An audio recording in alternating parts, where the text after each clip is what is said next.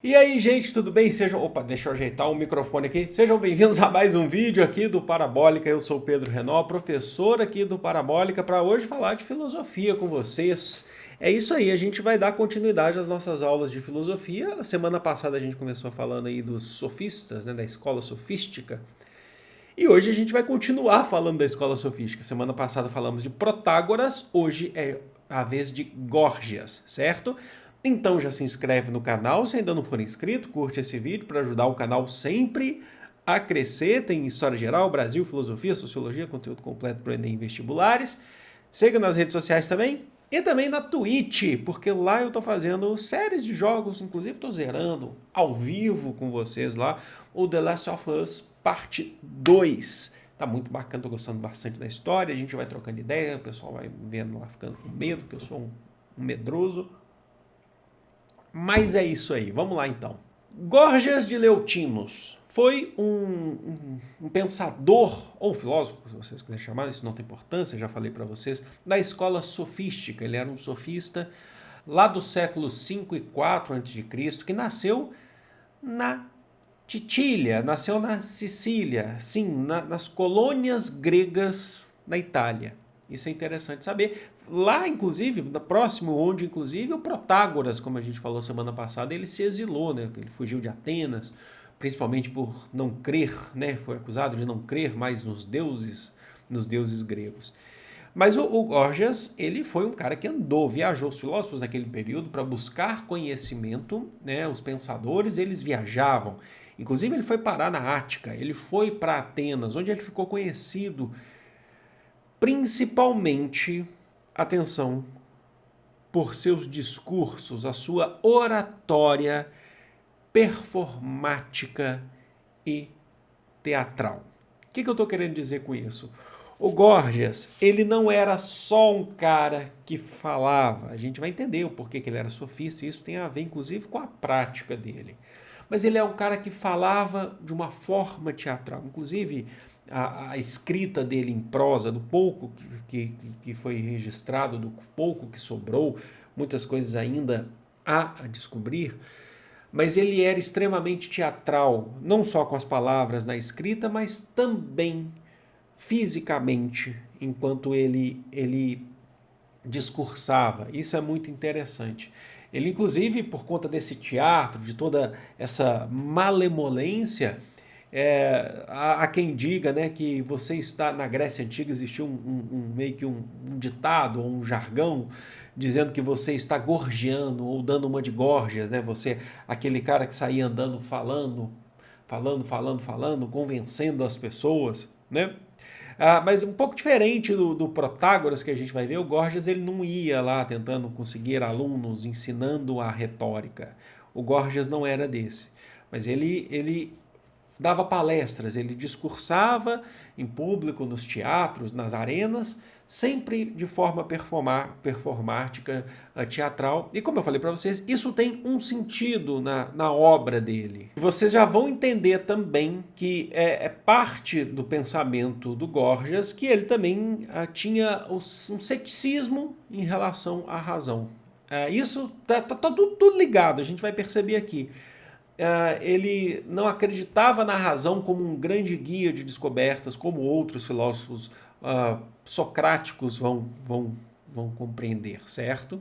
Lá numa obra dele, para começar a falar do pensamento dele, que é bem interessante, que é a base do pensamento dele, ele vai afirmar lá num tratado chamado Tratado do Não Ser. Só para contextualizar, a gente tem poucos registros desse tratado, pouco sobrou desse tratado, e parte desse tratado foi encontrado, inclusive, dentro dos escritos de Aristóteles. Então, é atribuído ao Górgias, mas isso também pode ter passado pelo tempo. Mas, de certa forma, isso expressa o que os próprios gregos diziam de Górgias. O próprio Aristóteles, inclusive, e o próprio Platão. Inclusive, Górgias foi homenageado, assim como Protágoras, por um diálogo de Platão, para bater aqui no meu celular, chamado de Górgias, né? Tratado do Não Ser. Atenção, prestem bem atenção, que é aquele momento que dá aquela pira na cabeça, mas não é nada complicado assim.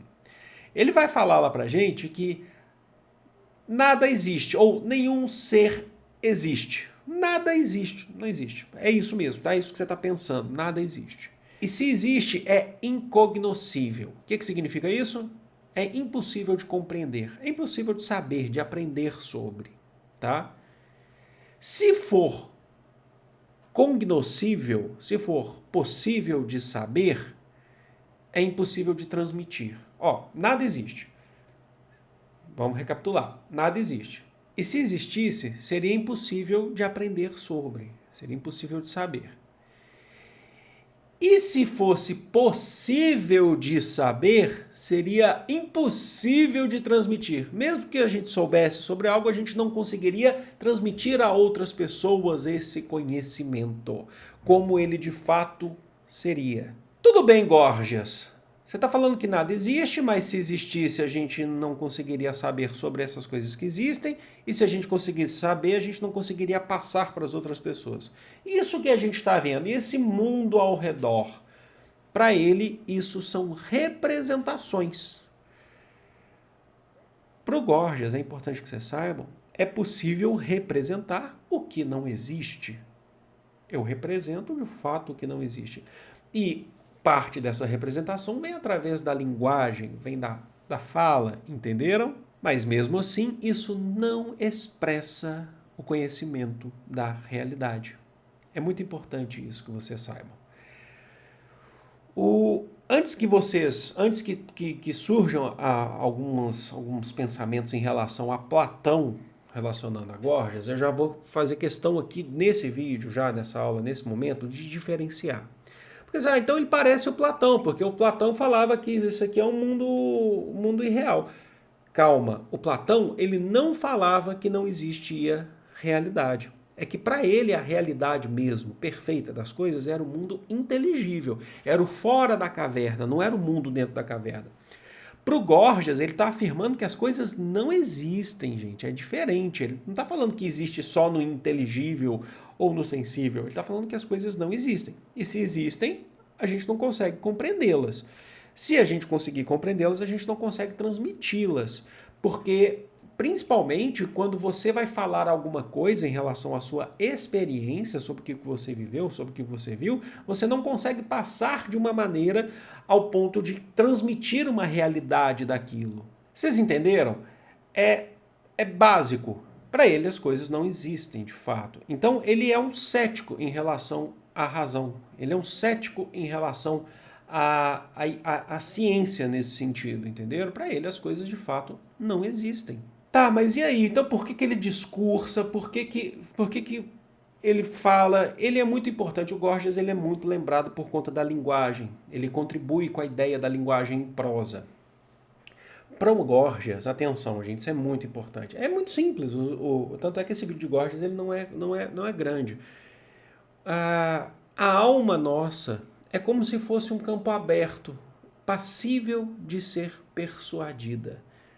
Então, toda alma é fácil de ser persuadida, toda alma é fácil de ser enganada. Por isso, ele vai falar e ele vai ter essa arte da retórica, ele vai discursar de forma performática. Ele vai entrar naquela ideia de que eu posso colocar alguma coisa na sua alma, eu posso colocar algo através da minha linguagem. Lembrando que esta minha linguagem, ela não expressa a realidade, tá? Isso é muito importante.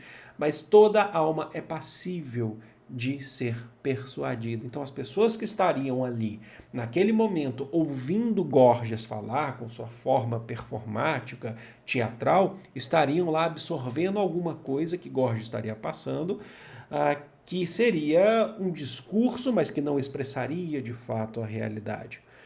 Então, é muito importante isso que vocês saibam, porque a gente está entrando, inclusive, na questão do Gorgias, na questão do relativismo, certo? A gente não expressa a realidade, o relativismo, que é característica básica e geral dos sofistas, que não expressa a realidade, lá quando o Protágoras dizia o que é para mim é para mim, o que é para ti é para ti, né? O Gorgias ele está pegando um pouco disso, mas ele faz uma diferenciação do Protágoras, que é muito importante que vocês saibam. O Protágoras, quando ele afirmava lá o que é para mim, o que é para ti, na maneira de ti, ele dizia que a verdade para mim é uma, a verdade para você é a sua verdade. O Gorgia, como ele afirma anteriormente a isso que nada existe, ele vai falar que não é a verdade, que a gente está trabalhando com o falso, então ele vai se distanciar nesse sentido do Protágoras, certo? Então, ele fala que é bem particular esse conceito, tá? Então, por exemplo, o discurso, a alma que absorve esse discurso através da linguagem, só que não é a verdade para mim. É um discurso, tá? Ele não está falando que é uma verdade, tá? Porque o Protágoras, ele relativizava na verdade. O Gorgias, ele está falando, não é verdade, mas é algo particular, entenderam? Bom, onde que ele vai trabalhar com isso, que eu acho muito interessante, e aí eu trago uma citação para vocês. Ele vai trabalhar no elogio de Helena, tá? Que é uma obra rápida, inclusive dá para vocês encontrarem a tradução na internet, que é uma obra muito rápida, algumas páginas só. Na leitura do elogio de Helena, eu retirei um trecho para mostrar para vocês sobre esse conceito da alma ser persuadida, tá bom? Aqui um trecho, Helena sendo subjugada por homens, e ele diz: se porém a força foi raptada e ilegalmente foi forçada, e injustamente foi ultrajada, evidente que, por um lado, o que raptou, como ultrajou, cometeu injustiça. Por outro lado, a que foi raptada, como foi ultrajada, foi desafortunada, sem sorte. Merecedor, então, o bárbaro que empreendeu um empreendimento bárbaro, tanto pelo discurso, olha que legal o conceito de bárbaro entrando, né? Tanto pelo discurso quanto pela lei, e ainda pelo ato de alcançar pelo discurso acusação pela lei, privação de direitos, pelo ato, penalidade.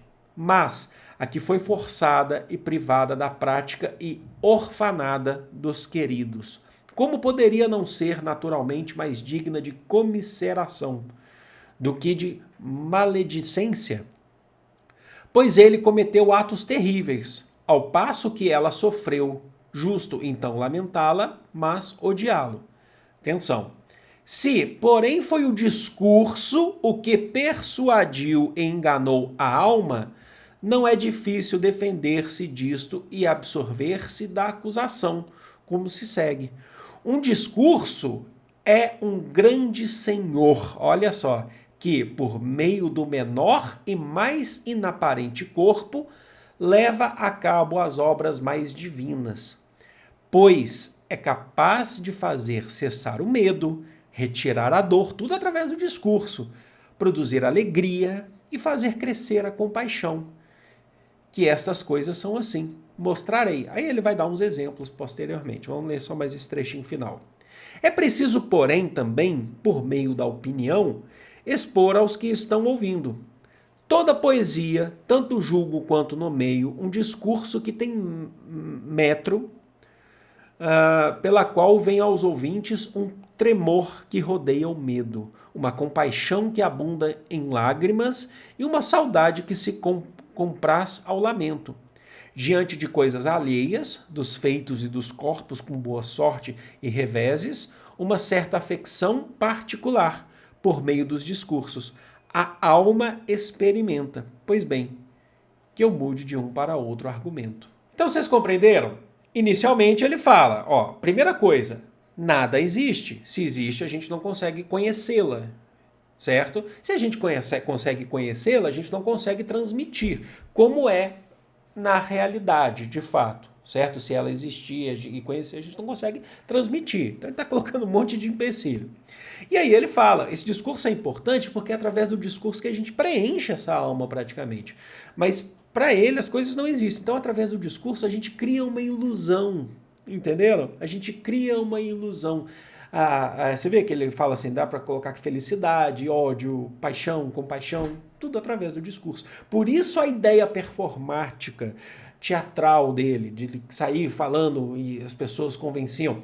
Há até uma passagem, né, que dizem, né, como eu falei, você dá uma de Górgias na Grécia Antiga, que diziam que Górgias, em suas palestras, ele não sabia nada, mas ele era um grande orador. E qualquer pergunta que fizessem para ele, ele saberia responder, mesmo sem saber nada, porque ele utilizava do discurso, utilizava da oratória. Entenderam? Gente, então é isso. Espero que vocês tenham gostado. É bem simples, dá um pouquinho de nó na cabeça no começo, mas depois dá pra encaixar as pecinhas, né? Espero que vocês tenham gostado. Deixa aí nos comentários, dá aquela curtida para ajudar o canal a crescer. Me segue na Twitch lá pra gente jogar o The Last of Us Parte 2. Se de repente você estiver vendo, eu já joguei, a gente vai estar jogando algum outro jogo, tá bom? Eu vou ficando por aqui. O link da Twitch tá aqui no primeiro comentário fixado. Um grande beijo, fui!